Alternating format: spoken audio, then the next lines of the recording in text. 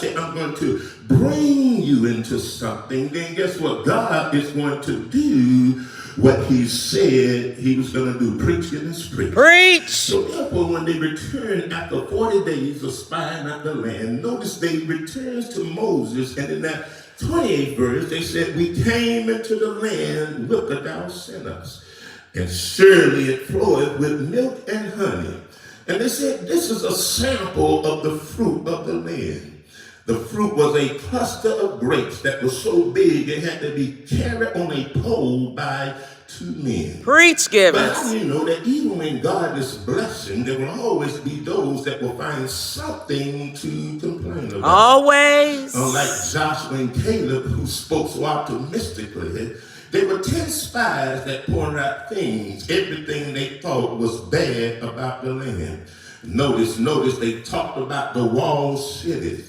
They talked about the inhabitants of the land and how strong they were. They mentioned the children of Anak, who according to verse 33 was a tribe of giants. What am I saying? Their actions are somewhat emblematic of some people in the church.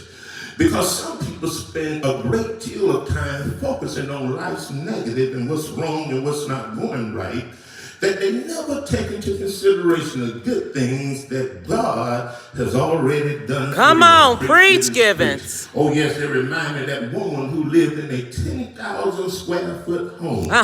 Marble staircase, wooden floors, a chandelier in the foyer, a chandelier in the living room, and a chandelier in the dining room. Gold trimmings on the sinks and the faucets. Handcrafted wooden seals, and the house was bedecked with antique furniture. Notice she's surrounded by 10,000 square feet of luxury. But how does she spend most of her time complaining about the pin-sized leak that was in the laundry room? You preaching. I'm afraid some people are just like that. Just like the Lord had blessed them immeasurably. He has opened up the windows of heaven and blessed them, watch this, with things they never imagined they would ever have. And if you be honest, there's some things right now that you have you never thought you would have them. Have nice clothes, living in a gated community, working on a job that they are not even qualified for, but God gave them favor with the organization. Come on.